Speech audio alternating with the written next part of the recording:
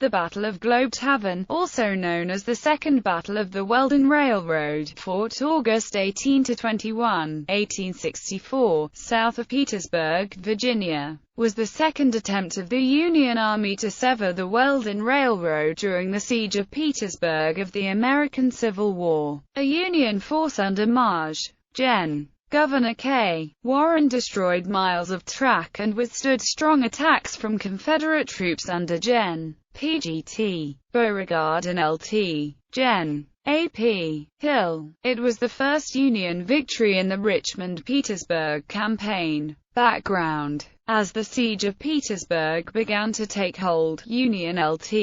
Gen. Ulysses S. Grant continued to look for ways to sever the railroad links supplying the city of Petersburg, Virginia, Confederate Gen. Robert E. Lee's army, and the Confederate capital of Richmond. One of these critical supply lines was the Weldon Railroad, also called the Petersburg and Weldon Railroad, which led south to Weldon, North Carolina, and the Confederacy's only remaining major port, Wilmington, North Carolina. In the Battle of Jerusalem Plank Road, June 21–23, 1864, the Second Corps was able to destroy a short segment of the Weldon before being driven off by the Third Corps of Lee's Army of Northern Virginia. In August, the Second Corps operated north of Petersburg, threatening Richmond and its railroads in the Second Battle of Deep Bottom. Simultaneously, Grant planned another attack against the Weldon. The Fifth Corps, supported by units from the Ninth Corps, Second Corps, and a small cavalry division commanded by Brig. Gen. August Kautz, was chosen for the attack under the overall command of the Fifth Corps commander, Maj.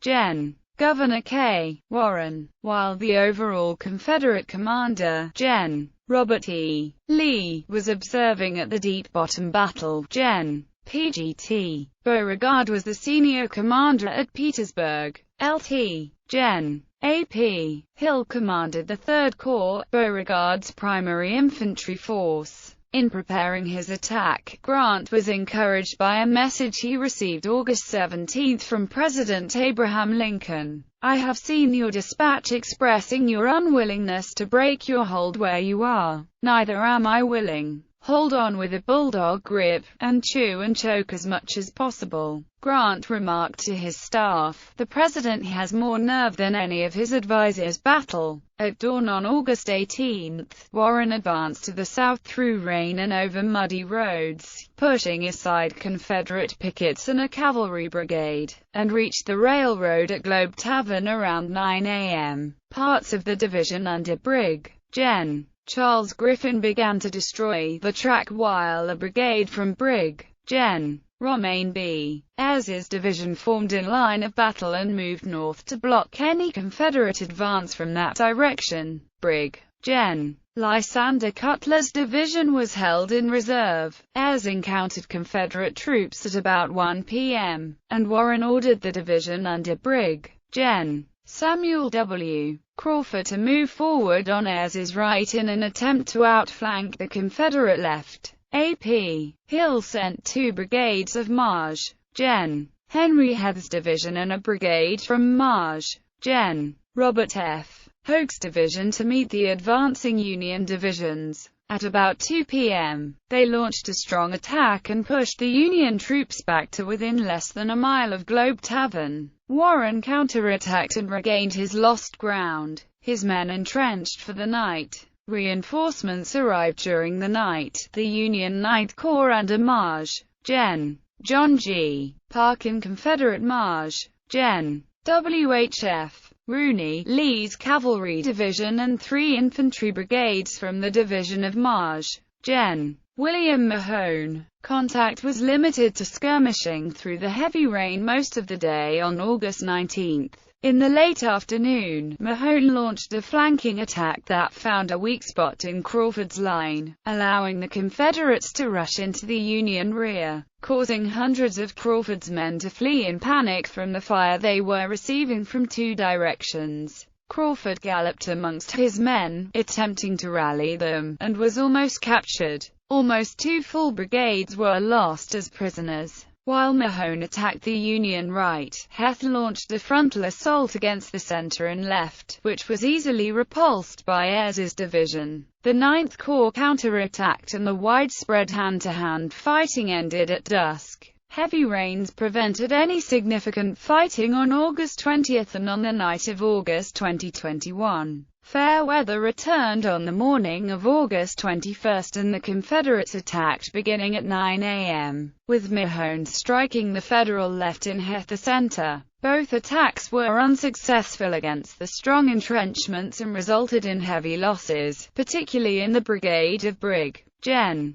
Johnson Haggard, Brig. Gen. John C.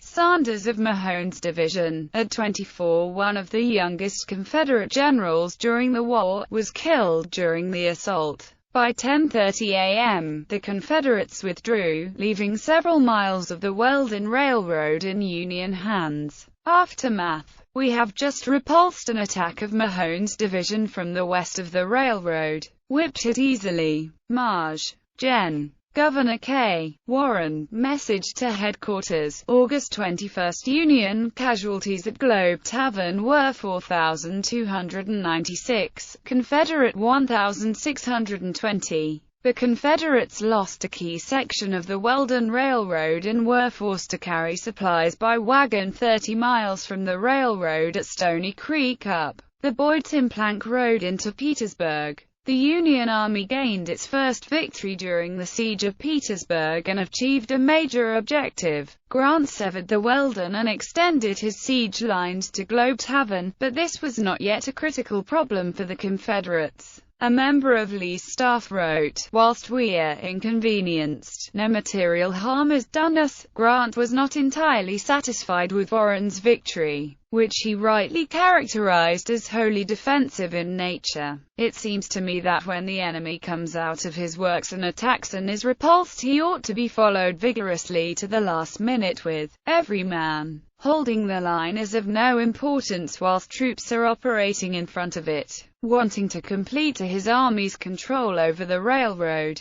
Grant recalled the 2nd Corps from its failed attempt at Deep Bottom to destroy the Weldon further south, an action that resulted in the Second Battle of Reams Station on August 25, 1864.